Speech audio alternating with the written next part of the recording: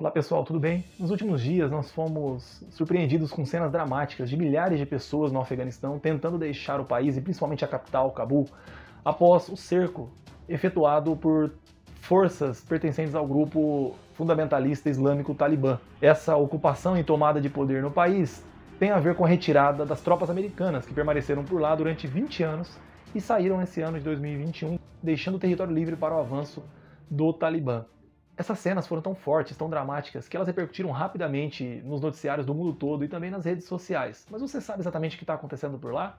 Eu resolvi gravar esse vídeo porque muitas pessoas próximas vieram pedindo informações, pedindo explicações, querendo entender o que estava acontecendo. E também porque eu percebo que há versões muito simplificadas dos fatos, narrativas maniqueístas que opõem bem contra o mal, que mais dificultam a nossa compreensão, atrapalham o entendimento do que propriamente nos ajudam. Então, se você quiser saber mais sobre isso, fica aqui no nosso canal, no Geografia Fluente, e já aproveita para deixar o seu like e fazer a sua inscrição, caso não seja ainda inscrito.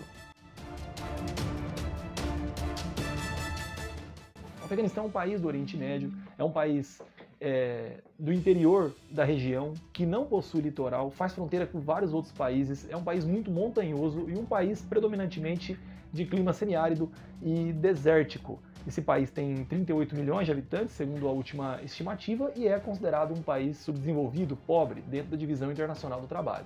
Para nós entendermos o que está acontecendo hoje no Afeganistão, nós temos que recuar pelo menos até o final dos anos 70, que é quando, em plena Guerra Fria, a União Soviética decide invadir o país com tropas para fortalecer, ajudar o governo, que na época era um governo de cunho socialista, comunista, a conter possíveis manifestações de rebeldia, revoltas locais que questionavam o seu poder. A ocupação soviética ela permanece no país por 10 anos, até 1989.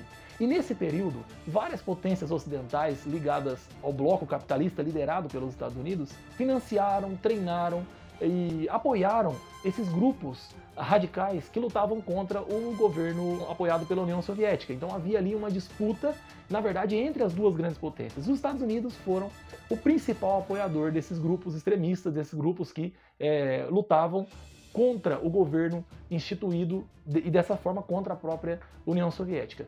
Um desses grupos, apoiado, treinado, financiado, armado pelos Estados Unidos, deu origem, posteriormente, nos anos 90, ao Talibã. Então a guerra civil do Afeganistão termina no final dos anos 80 e nos anos 90 surge esse grupo, o Talibã, que é um grupo jihadista, ou seja, que é um grupo que luta contra tudo que é contrário ao islamismo ou tudo que ameaça, digamos, a fé islâmica e luta inclusive de forma armada, porque é uma das interpretações possíveis dos textos do Alcorão é justamente essa, da jihad como uma luta física, corporal, né, que justifica inclusive a violência.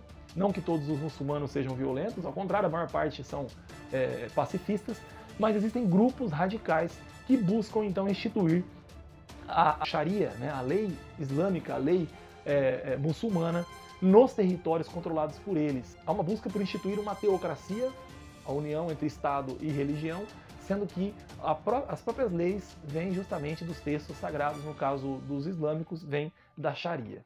O Talibã conseguiu tomar o poder do país em 1996 e se manteve, ou pelo menos da maior parte do país, e se manteve ali até 2001, quando, em função dos ataques do 11 de setembro, realizados em território americano, e sob coordenação e liderança de um outro grupo fundamentalista islâmico chamado Al-Qaeda ou Al-Qaeda, os Estados Unidos decidem então iniciar uma guerra ao terror, foi assim que eles denominaram, e eles obtêm informações de que o líder dessa organização terrorista, Al-Qaeda, estava abrigado no Afeganistão e tinha recebido também o apoio do Talibã. Então, em 2001, os Estados Unidos lideram uma coalizão internacional que invade e toma o poder do país, e aí começa então um longo período de 2 décadas de ocupação do Afeganistão por essas forças lideradas pelos Estados Unidos. Na época, a justificativa apresentada, além da ameaça terrorista, era aquela de que os Estados Unidos estavam buscando instituir um sistema, um regime democrático no país, estavam tentando devolver a liberdade às pessoas, estavam lutando pelas garantias, pelos direitos e pela cidadania dos afegãos, acima de tudo. É claro que esse tipo de discurso remonta a doutrina do destino manifesto, que é um dos mitos fundadores dos Estados Unidos, a crença de que os Estados Unidos têm uma missão como não só pacificadores, mas também aqueles que portam e que levam e que lutam pela democracia onde quer que haja tirania, onde quer que os direitos humanos não sejam respeitados e assim por diante. Em 2020, no ano passado, em fevereiro mais especificamente, líderes americanos se reuniram com líderes do Talibã no Catar e assinaram um acordo por meio do qual os Estados Unidos se comprometiam a retirar as tropas daquele país, desde que o Talibã assegurasse que não utilizaria o seu território para promover ataques contra os Estados Unidos. Assinado esse acordo, começa então um processo de retirada que vai culminar com a retirada definitiva agora das tropas americanas no início dessa segunda metade do ano de 2021. Com a tomada do país pelo Talibã, que está diretamente relacionada com a retirada das forças dos Estados Unidos, Joe Biden se vê forçado a ir a público para fazer um pronunciamento, porque pegou muito mal para a opinião pública internacional, para a comunidade internacional, essa atitude dos Estados Unidos de deixar os afegãos à própria sorte. E nesse pronunciamento, então, ele realmente, digamos, tira a máscara e mostra quais eram os verdadeiros interesses dos Estados Unidos no Afeganistão. E ele diz, literalmente, que os Estados Unidos nunca tiveram qualquer pretensão de instituir um regime democrático, centralizado, de fortalecer as liberdades no país, que o verdadeiro interesse dos Estados Unidos era o de proteger o seu próprio território de ataques de grupos extremistas, de grupos terroristas, como tinha acontecido lá em 2001. Então Biden lava as mãos e realmente mostra quais eram os interesses dos americanos naquele país. É claro, aqui a gente tem que fazer uma lembrança de que boa parte dos problemas do Oriente Médio vem do intervencionismo estrangeiro. E claro, sempre as grandes potências se apresentam como pacificadoras, como portadoras da liberdade e da democracia, o que não é verdade, ou pelo menos não é a principal motivação dessas grandes potências. Uma coisa que surpreendeu bastante, até mesmo nos Estados Unidos, foi a rapidez com que o Talibã, que dispõe de cerca de 70 mil homens no seu efetivo, tomou o país. E um país cujo exército, ou melhor, cujas forças armadas, que foram inclusive constituídas com ajuda e treinadas e financiadas com a ajuda dos Estados Unidos, dispõe de 350 mil homens, pelo menos 5 vezes esse efetivo. Então como é que um grupo com 70 mil combatentes consegue tomar um país que tem forças armadas que dispõem de 5 vezes o seu efetivo? Essa foi uma dúvida que pairou e paira ainda no ar.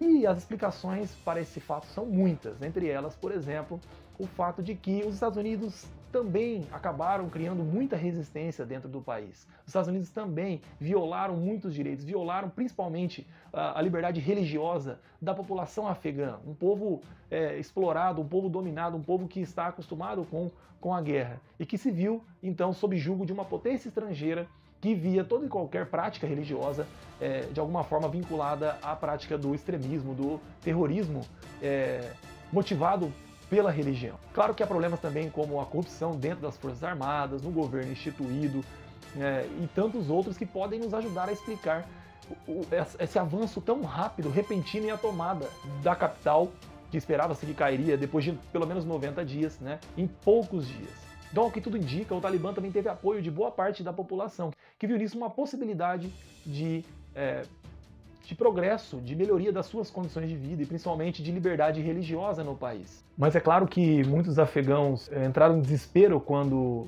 viram que o Talibã de fato estava tomando o país, porque quando o Talibã governou o país lá nos anos 90 e começo dos anos 2000, eles instituíram um regime islâmico radical. Então, por exemplo, as mulheres foram obrigadas a usar a burca, não podiam sair nas ruas, circular livremente, exceto sem na presença de um homem. As mulheres foram proibidas de estudar, não podiam frequentar cursos de ensino básico e tampouco superior, foram proibidas de ocupar cargos públicos. Então houve uma série de retrocessos, por exemplo, para as mulheres, e não só para as mulheres, Eles também promoviam queima de livros, que eram considerados profanos, e uma série de outros retrocessos sociais, e nos direitos civis dessa população. Então, esse passado ele se fez muito presente no desespero de boa parte da população que enxergou não só o risco da redução ou do retrocesso em relação a esses direitos conquistados, como também uma possibilidade real de um derramamento de sangue, de um banho de sangue contra aqueles que lutaram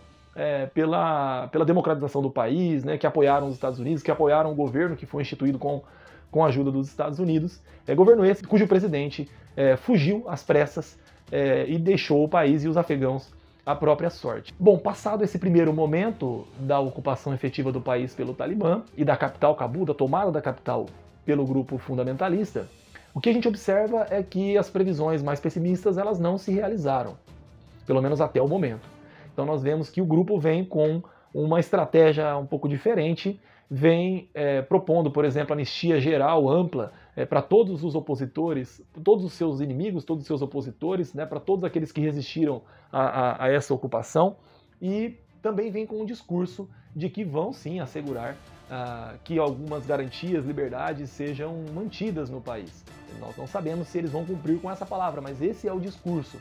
E isso tem a ver, segundo especialistas, com o fato de que o grupo busca apoio na comunidade internacional porque tem uma perspectiva de se manter no poder em longo prazo. E sem esse apoio da comunidade internacional e também financiamento internacional, é muito difícil que o grupo consiga realizar essa manutenção, se manter no poder durante um longo tempo. Então já há alguns países, algumas potências que estão olhando o Talibã de forma diferente e só o tempo vai dizer se de fato, né, isso vai se manter, se essa palavra vai se cumprir. Claro, nada impede que o grupo promova, o novo governo promova vinganças, né, mais pontuais contra inimigos históricos que lutaram contra o Talibã durante esses anos todos. Mas o mais importante dessa história toda é perceber que as regras das relações internacionais no plano geopolítico não são as mesmas das regras de convivência entre pessoas.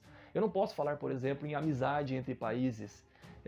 Isso não existe. O que existe são interesses. E quando esses interesses eles coincidem, quando esses interesses estão alinhados, então eu tenho alianças entre países, né? A situação do Afeganistão deixou muito claro tudo isso. Esperar que uma potência como os Estados Unidos haja em prol de uma população que foi oprimida, de uma população pobre, né, de uma população que sofre com um governo autoritário, realmente não conhecer, ser ingênuo em relação à maneira como as coisas acontecem no plano internacional. E aqui também, é claro, né, não se trata de nenhum maniqueísmo.